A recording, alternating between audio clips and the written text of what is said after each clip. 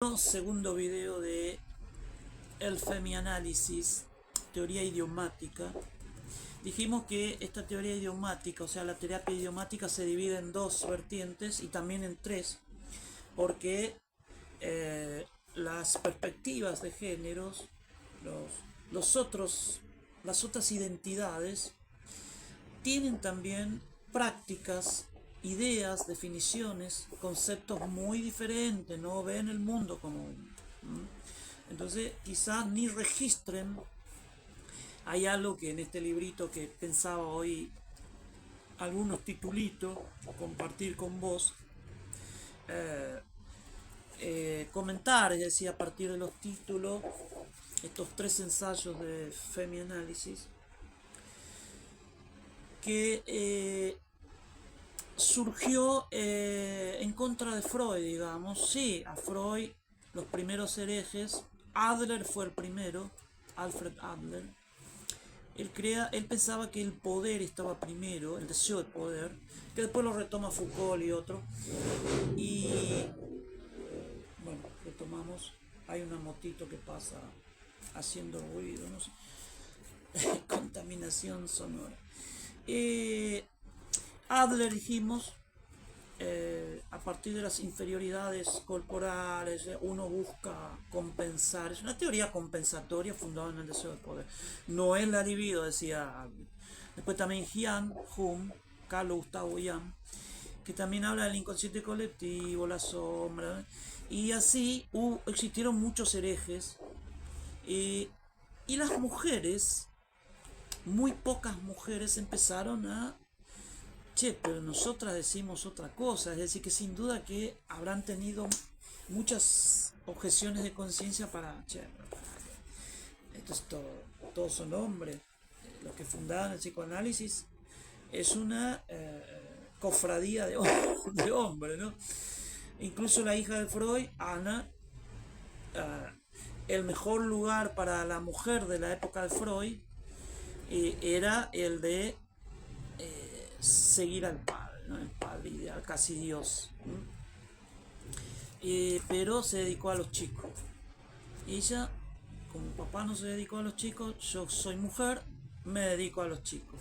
Es un reparto patriarcal de los roles del psicoanálisis, porque si le hubiesen dicho, mira, hija, sabes que yo de la mujer, vos viste que la definí como el continente negro, no está claro qué desea una mujer.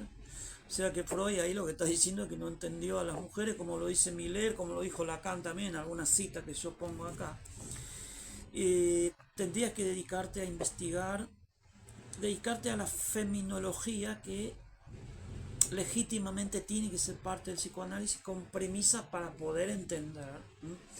Porque Freud tiene el Edipo femenino, pero la ubica en lugar de, la define a la mujer a partir del hombre que tiene pito y la diferencia entre la mujer y el hombre, el Edipo femenino y el masculino, que podría tener algún anclaje.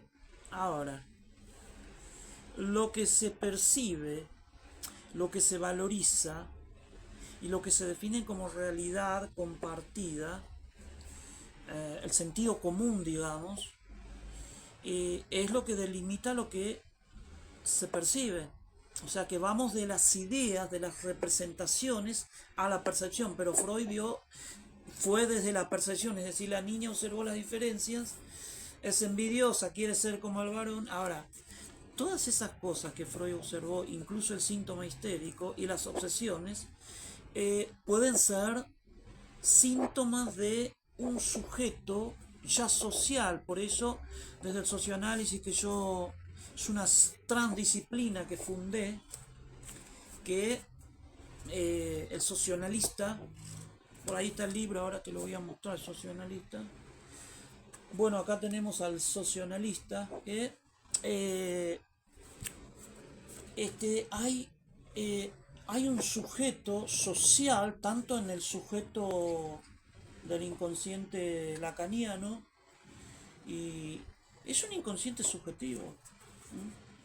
Ahora, hay una, hay una realidad común al capitalismo que todo el mundo, que, que, que se materializa como lógica social, y Fromm fue uno de los primeros que también pertenece a los herejes de Freud. Yo en este caso sería un hereje ya de mucho tiempo después, después que en Formosa me hicieron una fiesta de despedida para venir acá, ¿sí? Sí que me hicieron una fiesta de despedida. Pero me pagaron el boleto de ida nomás. Entonces, Freud ya hablaba de la orientación mercantilista, capitalista, esta lógica que impregna todo. Es decir, acá nacemos para... Es como en la sociedad feudal. Era una lógica de, de ser lógica de reyes, sería. Porque el siervo le decía princesa a su hija y mi reina a su mujer, emulando el castillo. Es decir, el ideal era ser como el rey y tener tu castillo. Esa era la lógica. Llegar a tener un lugar. Eso era poder, porque se conectaba incluso con Dios. Dios, el rey y todos los demás. Acá es el capitalista, los ricos, y el pobre que cuida a su mujer como si fuese una reina, con la migaja que el que protege a los ricos es como el perro que decía Jaureche, pero duerme afuera, duerme afuera. Bueno, entonces, eh,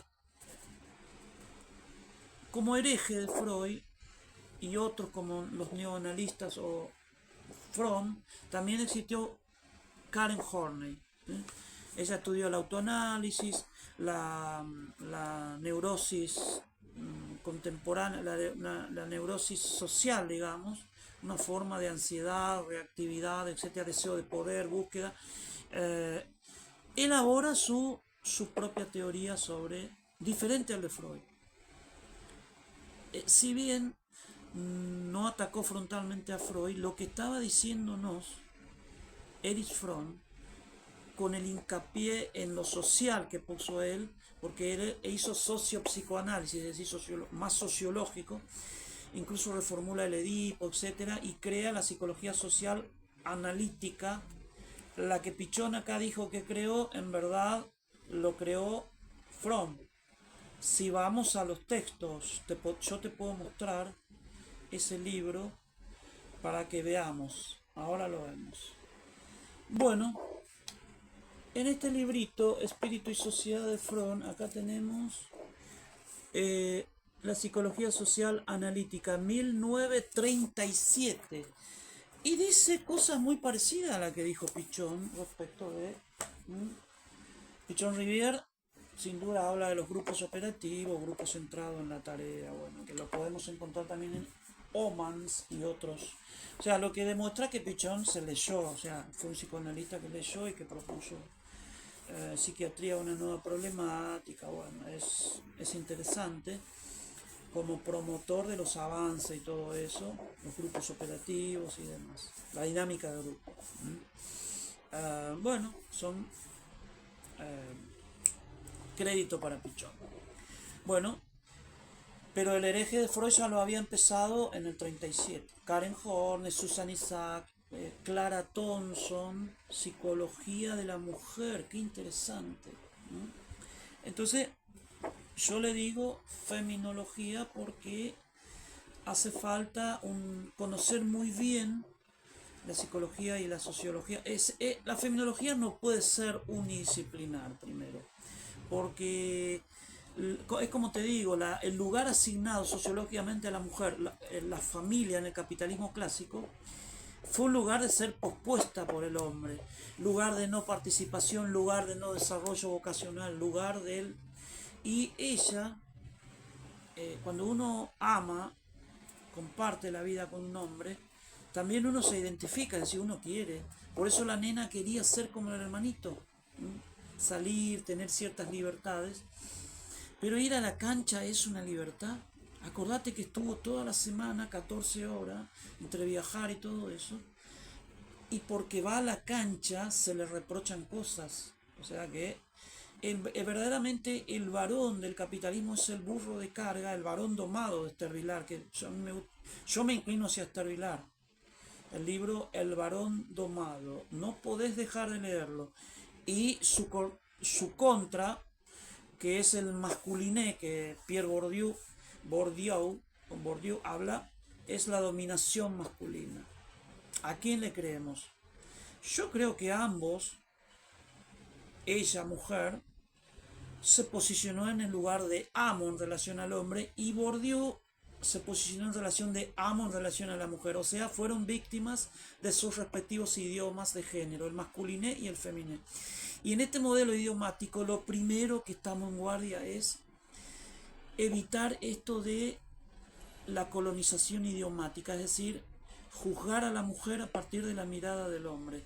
No tenemos idea de lo que son las mujeres, en verdad, porque es un mundo diferente que se desarrolló en paralelo con, en un paralelismo, es decir, compartiendo cosas, pero que en definitiva no hubo verdaderamente una inversión de roles, una empatía como para entenderse. ¿Será por conveniencia? ¿Será porque la alienación? ¿Será porque la sociedad? Y sí, es una sociedad enajenada. Estamos en los umbrales de la verdadera humanidad, que tenemos que superar un montón de privaciones, guerras, etcétera.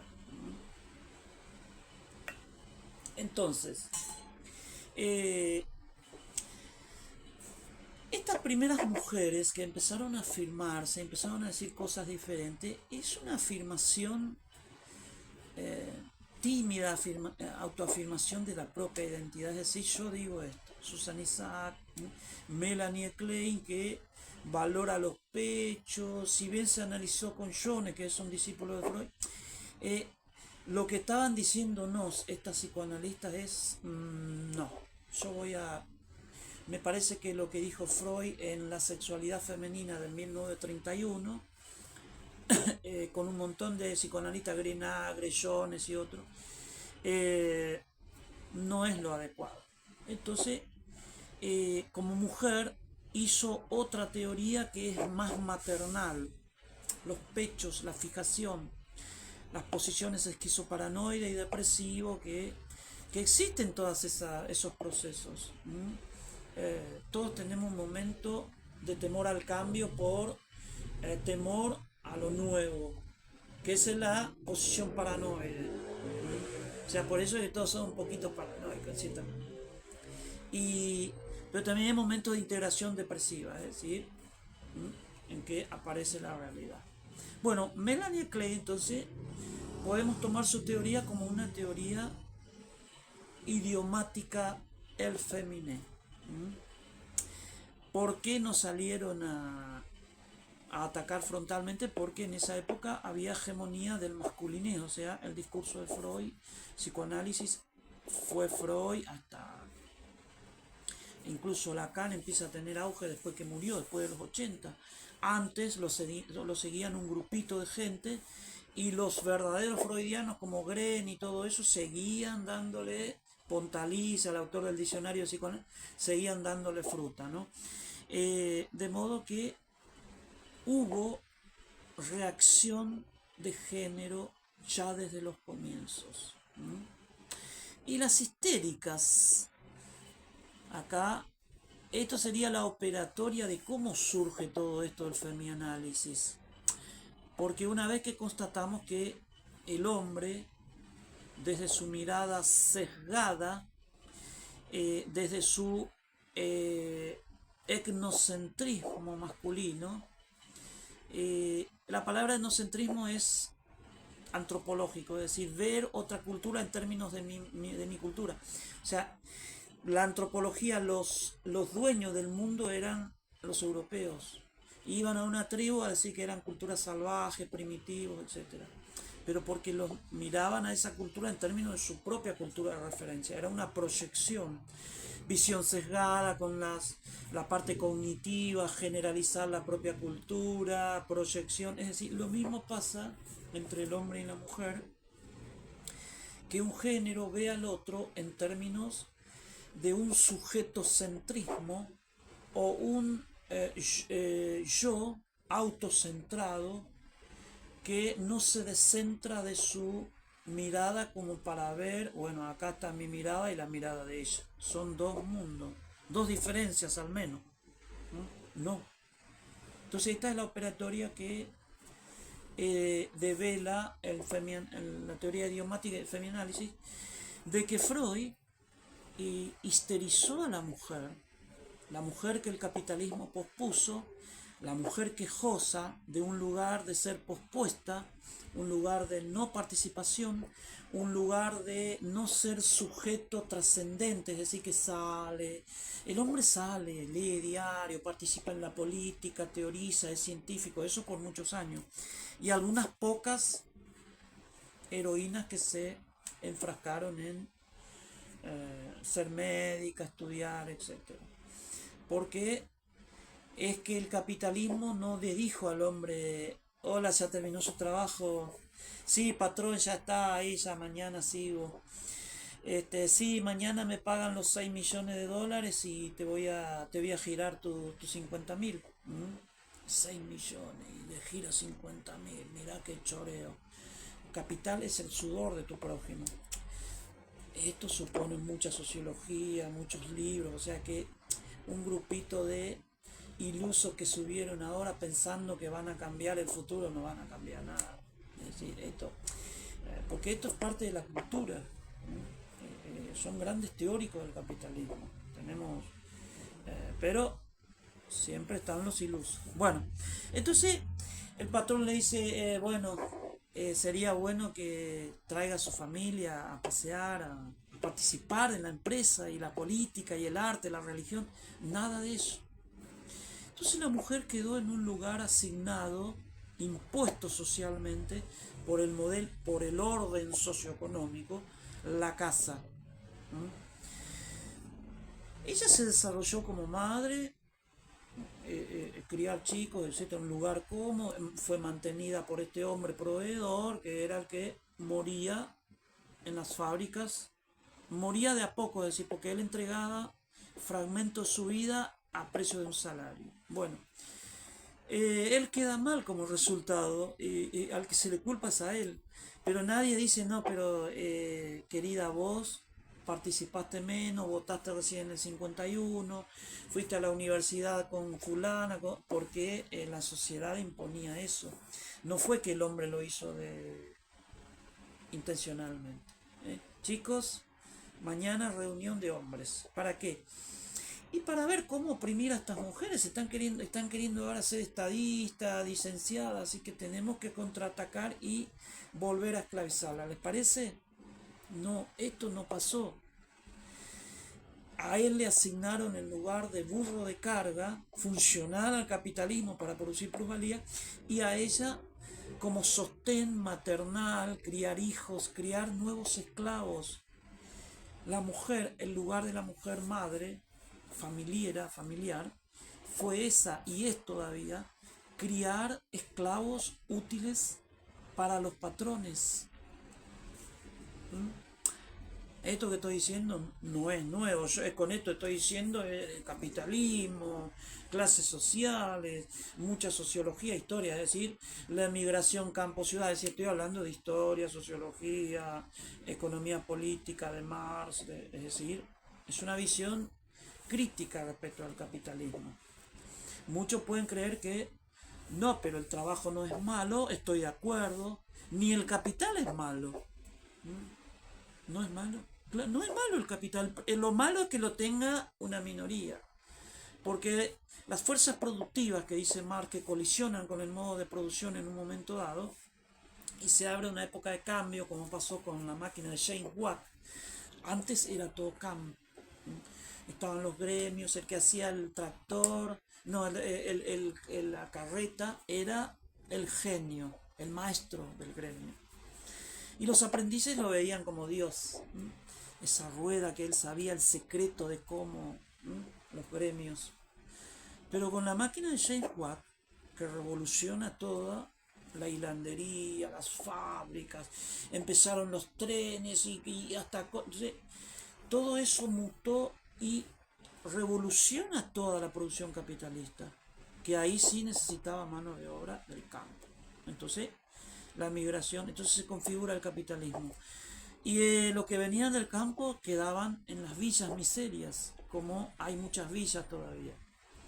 Y a partir de ahí se hacían sus viviendas, etcétera. Pero nunca esos dueños de fábrica, ni el Estado cómplice que se creaba, el Estado burgués, parlamentos, leyes, políticos, votos, etcétera, nunca dijeron, che, pero vienen de la ciudad, están hacinados, tenemos que crearle barrios inteligentes, bien organizados, con seguridad, prevenir adicción, violencia de pareja. No, es una sociedad deshumanizada. Y las conquistas que se lograron fueron masacre de Chicago, hubo mujeres que fueron quemadas, las heroínas de Chicago, eh, los logros, jubilación, todo eso, muchos por ahí no lo saben. Cuando se va a perder esa conquista recién. Bien, entonces eh, hay mucho de sociológica en todo esto de por qué el idioma de mujer fue reprimida.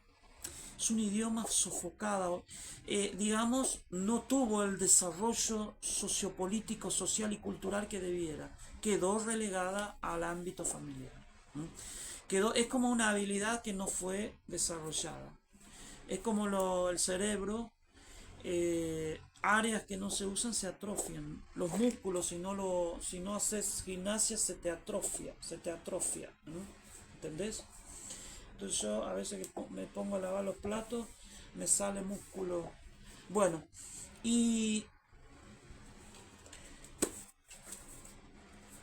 cuál es la utilidad de crear otro idioma ya complicado? Quedémonos con el idioma del varón y ya está. No, es que son dos modelos de mundo, entonces por eso los malentendidos y conflictos y la destrucción de la familia, porque la mujer y el hombre empezaban a enfrentarse uno al otro, porque había diferencias además. Acá hay cuestiones psicológicas, los divorcios, las violencias, los femicidios, porque esta diferencia idiomática, crisis social, crisis familiar, crisis de pareja, violencia de pareja, el encadenamiento causal de la violencia de pareja en este modelo. Ahora, el otro modelo de que nació violento genéticamente es un maldito psicópata, ponerle un rótulo como hacen algunos pseudo profesionales, no cierra porque no tiene una verdadera explicación a la vez sociocultural, sociopolítico, que son en verdad los orígenes de estas diferencias.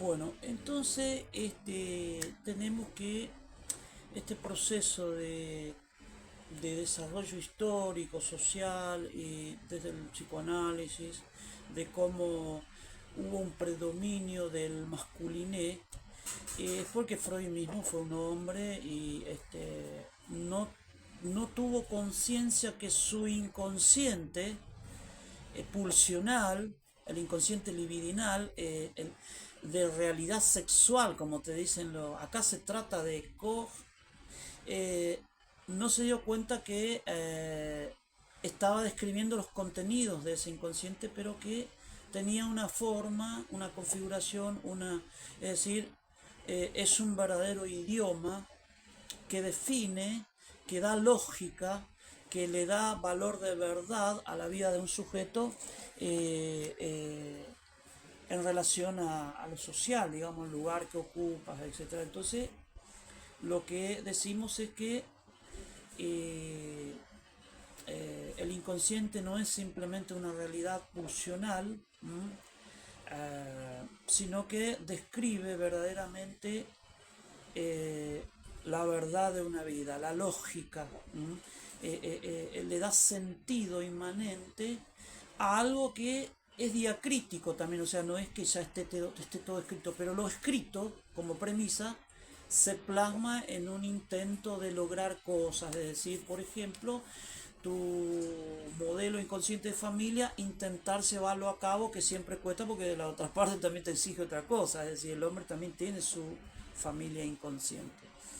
Y esta es la lucha de todo ser humano de exteriorizar este, lo inmanente del sentido de una vida que se configura en el momento en que lo intenta, digamos, en que lo busca, es decir, es diacrítico, es la diacrisis, surge en el momento, es donde podemos darnos cuenta de que cuando uno habla, lo que habla uno tiene una diferencia de sentido, de significación. Por eso es un idioma. Incluso la parte idiomática, la parte filológica, cada palabra es diferente para cada sujeto. Y en una pareja él piensa totalmente cosas diferentes que ella, no obstante, cosas compartidas. Entonces, llegamos a un momento en que se formula la teoría idiomática, decimos que cada sujeto tiene una visión, una postura, si querés el fantasma como envoltura del deseo, tiene un formato propio e individual porque es lo que delimita también las posibilidades reales del sujeto, digamos, ¿no? Y en este sentido es importante conocer cómo ve, cómo define, cómo percibe, qué dice de su vida, de su historia, y ese idioma también toma forma de historia subjetiva. También se lo puede llamar verdad subjetiva, que siempre estamos, a medida que habla, a medida que nos cuenta, pero también es como una memoria que contiene los a prioris de lo que va haciendo y lo que falta. Es decir, que ese idioma contiene el futuro también. No es solo, no está solo compuesto del pasado, sino que hay una futurología subjetiva muy interesante ahí, es decir, lo plasmado, pero también lo que aún no se realiza y aún lo que no se va a realizar, o sea, incluso lo imposible del sujeto. Y es lo que plasmamos en este librito en un intento de superar el inconsciente masculino y patriarcal, porque Freud describió perfectamente. Y en este sentido te decía que hay muchos símbolos o síntomas del capitalismo, como por ejemplo el deseo insatisfecho de la mujer. Es una axiomática para los psicoanalistas que la estructura histérica del deseo femenino, que se constituye así, pero hasta dónde es cierto todo esto, porque hay culturas en donde las mujeres no son así, no son quejosas, no tienen el deseo insatisfecho por esto ya es una etnopsicoanálisis de Bereus y otro. Gesa Rosein, magia y esquizofrenia, que son los que estudiaron en otras culturas.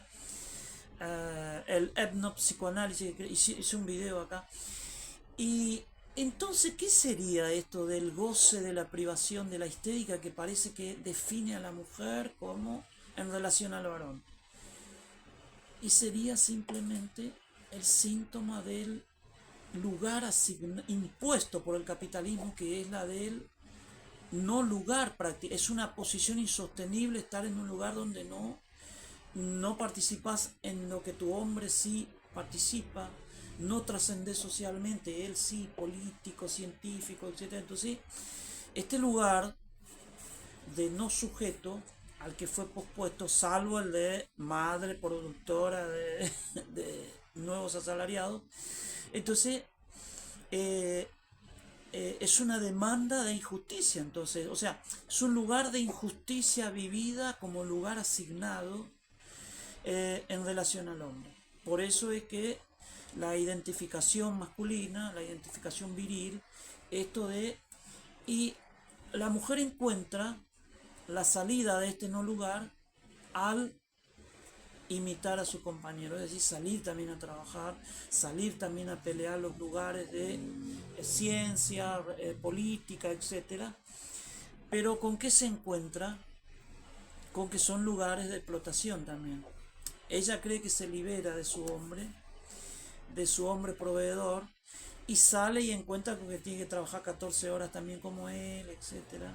Y en este sentido, ambos están enajenados en un lugar socialmente impuesto y en donde predomina este discurso patriarcal del varón o masculiné, siendo pospuesto el de la mujer, el feminé.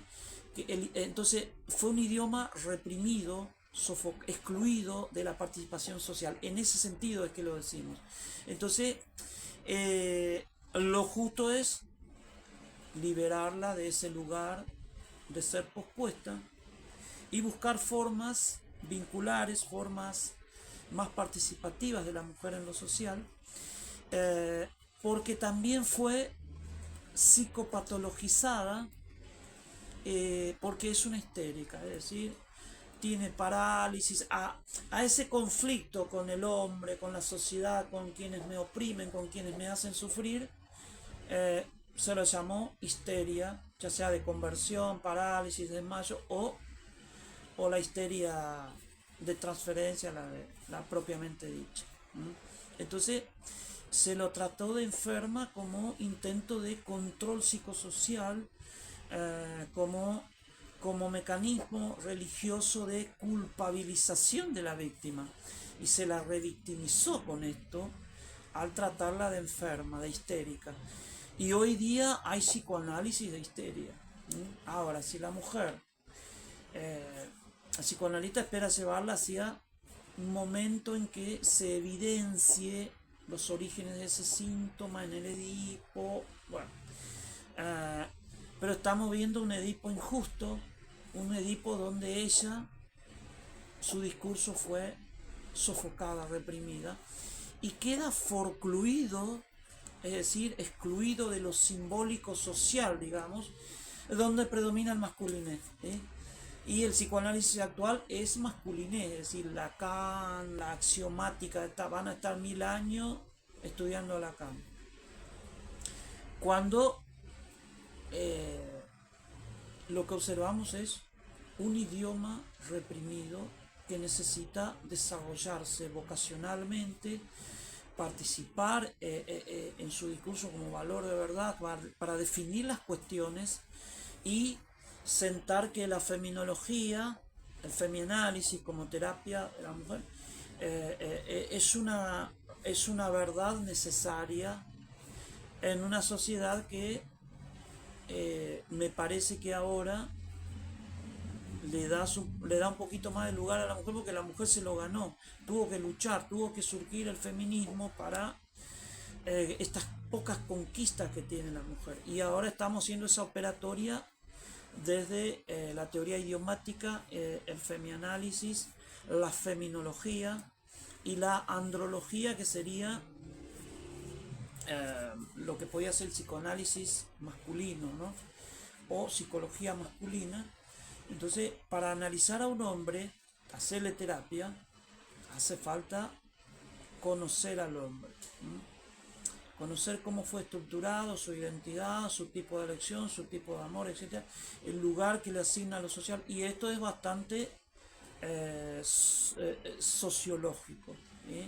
Es por eso yo lo articulo esto con la sociología clínica, que es una herramienta más participativa, de charla, donde se hablan de proyectos subjetivos del hombre. Y estudiar los lexemas, los términos, la gramática. Hay un libro de David Cooper que se llama La gramática de la vida, pero él estudia un montón de cosas todavía en el marco del masculine, y podríamos hacer la gramática masculina son tareas que todavía hay que esclarecerlo, pero tenemos que salirnos hay una operatoria de percibir la realidad aún en términos del masculiné. O cuando una mujer escucha a un hombre, está percibiendo a ese hombre en términos de su idioma, el feminé. ¿Entiende a ese hombre? O intenta hacer con el hecho de procusto de forzar para que cuadre en su modelo de mundo, su Weltanschauung. Acá volvemos a valorizar al modelo del mundo. Y y queremos informar que sin duda cuando escuchas a un hombre te vas dando cuenta de la verdad de la milanesa, ¿no? Entonces ese reduccionismo idiomático de género, reducir al otro a mi idioma, definirlo desde mi idioma, es una de las primeras operatorias de la teoría idiomática, de la terapia idiomática, ya sea el femianálisis o el androanálisis. Eh, Considerar que es un idioma reprimido, considerar que hay lugares sociales que lo promovieron y lo siguen promoviendo. Quizás ella tiene ciertos síntomas, tiene angustia, por ejemplo, neurosis de angustia, pero porque eh, hubo una problemática vincular, familiar, de pareja, ponele, que llevaron a eso, consecutivo a una separación, violencia de parejas, etcétera. No es simplemente frustración libidinal, porque esa libido tiene forma también, hay una forma de desear de acuerdo a la visión que uno tiene, el sentido que uno le da a su existencia también, o sea que no es todo impulso. Y bueno, entonces estos dos videos sobre femianálisis, vamos a seguir con esto. La próxima vamos a desarrollar algunos conceptos eh, del ensayo 1, del ensayo 2, eh, y seguimos con esta propuesta que es de interciencia, es decir, yo creo que el femianálisis, la teoría idiomática, desde ya articulamos lingüística, psicoanálisis, idiomática, sociología, socioanálisis, es transdisciplinar, digamos, se trasciende, porque hablamos de un sujeto social, o sea, tomando a la mujer como, no solo como la madre, la mujer, sino que ubicado en una clase social, en un lugar asignado, que le condicionó, que determinó que hablase de determinada forma. Y buscar ciertas operatorias femianalíticas que lo tenemos acá ya tipificado de qué es lo que hay que liberar a la mujer o al hombre. Así que, bueno, estos dos videos introductorios a la problemática de la teoría idiomática, terapia idiomática, femianálisis y androanálisis, y otros también. Así que, bueno, muchas gracias.